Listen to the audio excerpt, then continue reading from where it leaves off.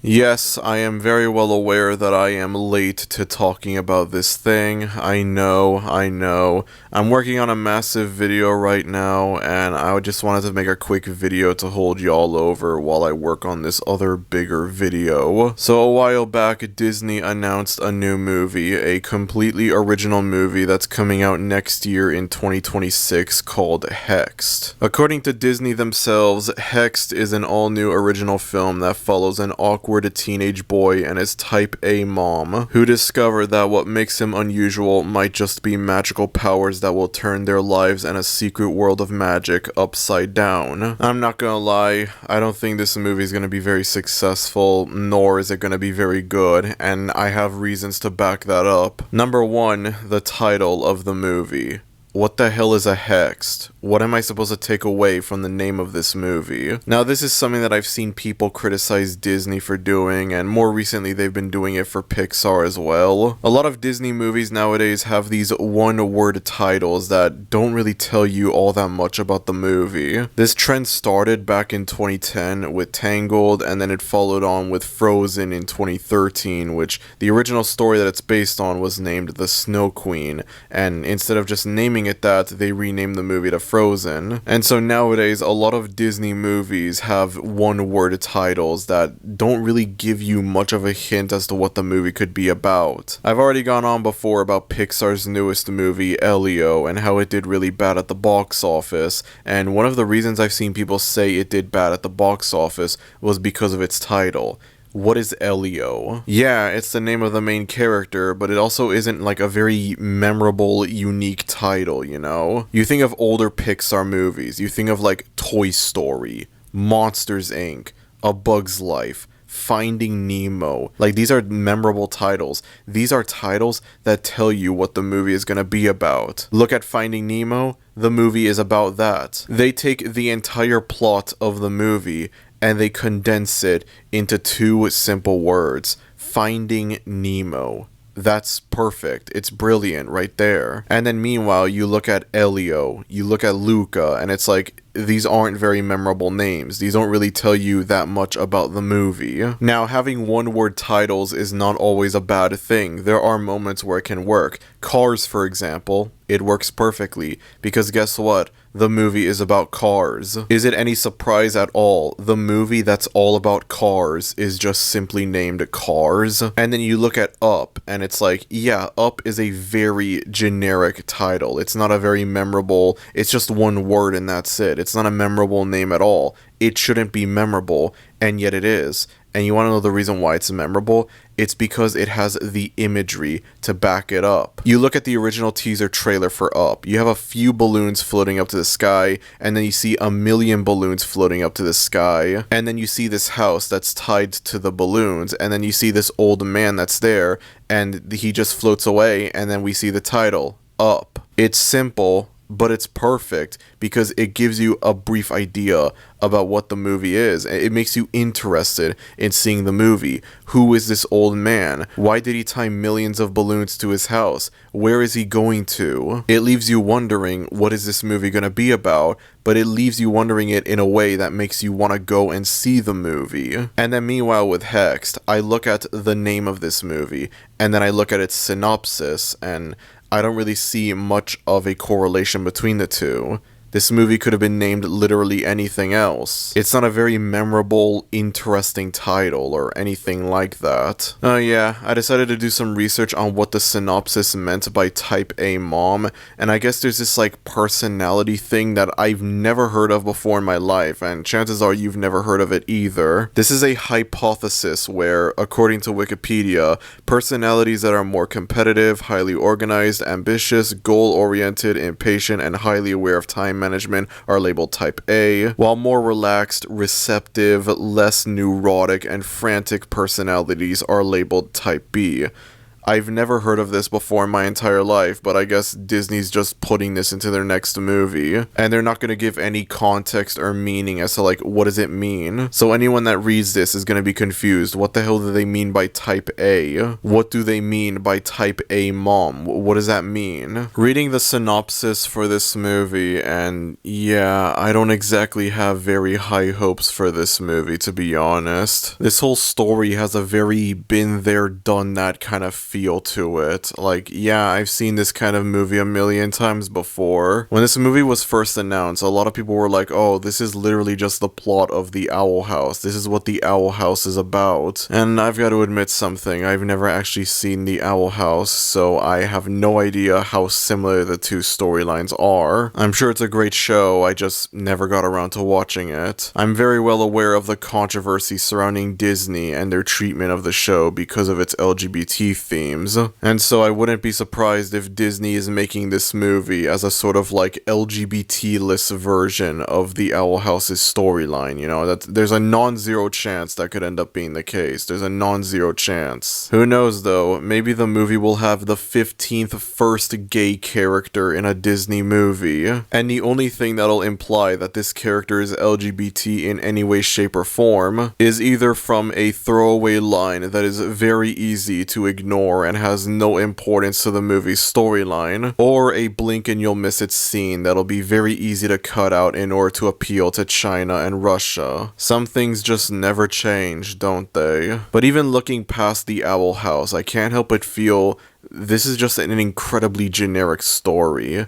Like, I feel like we've seen this kind of movie before a million times. I hate the fact that when this movie comes out and it inevitably either becomes a box office flop or a straight up box office bomb, there are going to be people that are like, oh, why don't audiences want to go and see original movies anymore? They complain that Disney doesn't make original movies anymore, and then when Disney makes an original movie, they completely ignore it. And I've been saying this a lot lately, but god damn it, I'm gonna say it again. A movie being original is not enough. It also needs to be good. It also needs to be fresh. It also needs to be unique. It needs to be interesting. And from this premise alone, Hexed doesn't seem like it's going to be any of those things. This movie is original in the sense that it's not a sequel or anything like that, but it doesn't feel like an original movie. It doesn't feel like, yeah, this is a brand new original storyline that we've never seen before in any movie. The general vibes that I get from the premise of this movie is, this is Strange World and Elio put into a blender, which if you ask me is box office for Disney. It's like they're asking for this movie to do terrible at the box office. But there's also nothing enticing about this premise. There's nothing to make people want to go and see this movie. The fact that they specify the main teenage boy character is awkward just makes me imagine, yeah, this character is going to be another one of these lol quirky XD characters, you know? This trope that by this point is no longer fresh or unique. It is incredibly stale. It's very old. I don't know why Disney keeps utilizing it. At one point it was fresh, but by this point it's just overdone and cliche. Maybe Disney thinks that it'll be subversive enough because it's a teenage boy and not a Disney princess or anything like that. But that doesn't make it any less cliche. This is still going to be the same typical quirky XD character that we've seen in a lot of Disney's recent animated movies.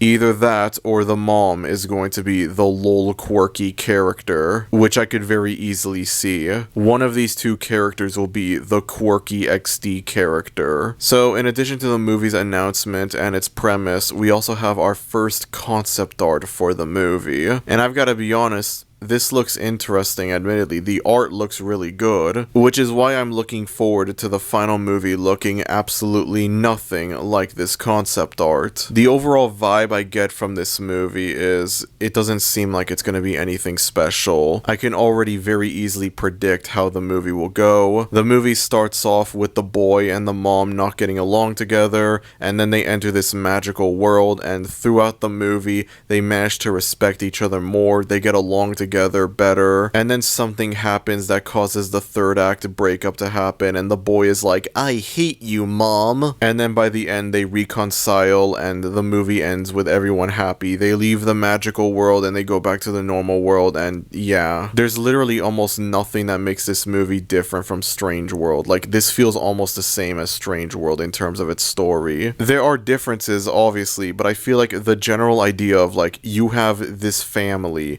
going into, like, this world that's, like, weird and unique and whatever. It's magical and all that. And as the movie progresses, they manage to get along together much better. This is quite literally Strange World. Like, this is almost the same premise as Strange World. It might as well just be Strange World again. It didn't work the first time. I don't know why the hell Disney thinks it'll work the second time. I do kind of want to respect Disney for still putting out original movies, even if their main focus now are with sequels and the live action remakes and whatever. You know, I do kind of want to respect the fact that, like, yeah, they're at least making original movies. But I don't know how much of that respect I could be able to have, because this doesn't really seem like a very original movie. This feels like a movie that would come out during, like, their slump period in, like, the 2000s, you know? This feels like a movie that would have come out already from them a long time ago. This doesn't feel like an upcoming movie for them or anything like that. And as a result of that, I don't see this being a particularly successful movie. If this movie ends up having the same performance as Strange World or Wish, I would not be surprised at all. And once again, I must remind you all, the reasons why Strange World and Wish flopped at the box office have nothing to do with the fact that they're original movies. As a matter of fact, these movies are so unoriginal and generic. They feel so derivative. They have that strong of a been there, done that vibe that I almost hesitate to call them original movies. I would not be surprised at all if this movie ends up performing like Wish. I'm sorry. I get it, you know, it's an original movie. That's not enough. This is like the bare minimum of an original movie. A movie that's very likely going to be very cliche and formulaic, and it might not even be bad necessarily, but it'll probably just be very, like, mediocre and average, continuing Disney's losing streak of animated movies. And that's saying something right there, because even though 2026 is looking to be a very packed year for animated movies, I don't really know how many of these animated movies are going to turn out all that great, to be honest. The only animated movies that are coming out next year that I'm really looking forward to, the only ones that I'm confident are going to be great movies, are Hoppers and Goat, and that's it. I wish I could be more excited for Super Mario Galaxy. I wish I could say, like, oh yes, Super Mario Galaxy is going to be a knockout film. It's going to be amazing. Unfortunately, I'm unable to feel that way because, you know, Illumination. I'm still looking forward to the movie. I'm still going to go and watch it when it comes out, and regardless of my opinions on it, it's going to make $1 billion. None of those facts are going to change. But I wish I could be genuinely excited for this movie instead of only being cautiously optimistic about it. I made a video a while back going over Hoppers, and I still stand by a lot of the stuff that I said in that video.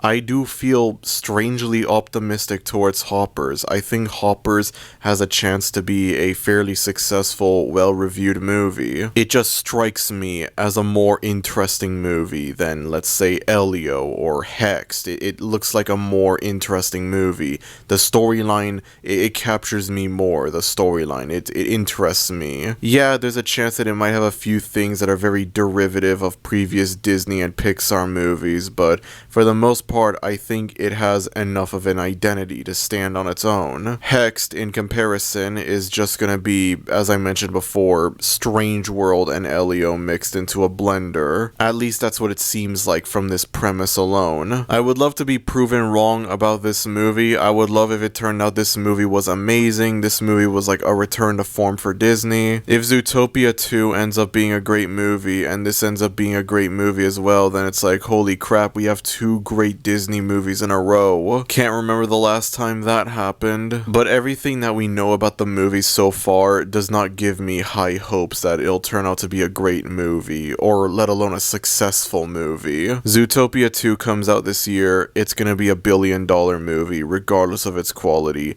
Frozen 3 comes out in 2027. It's going to be a billion-dollar movie, regardless of its quality. This is coming out in 2026, sandwiched in between both movies. And there's a chance that it's going to end up flopping, regardless of its quality. It's not the fact that it's original, it's the fact that it doesn't feel original. It's not a sequel, but that doesn't mean it's original, necessarily. It's the bare minimum of an original movie. A very been there, done that kind of story that we've seen countless times. Full of the same formulaic tropes that, by this point, are just stale and old. We want Disney to make something that's fresh, something unique again, and that's not gonna happen, I don't think. Sequels, live-action remakes, and original movies. That's Disney's future right there. Jesus, man. Anyways, that's about it. If you enjoyed this video, then be sure to like, and if you're new to the channel, maybe consider subscribing, as it would be greatly appreciated. Thank you everyone for watching this video, and I will see y'all next time. Adios.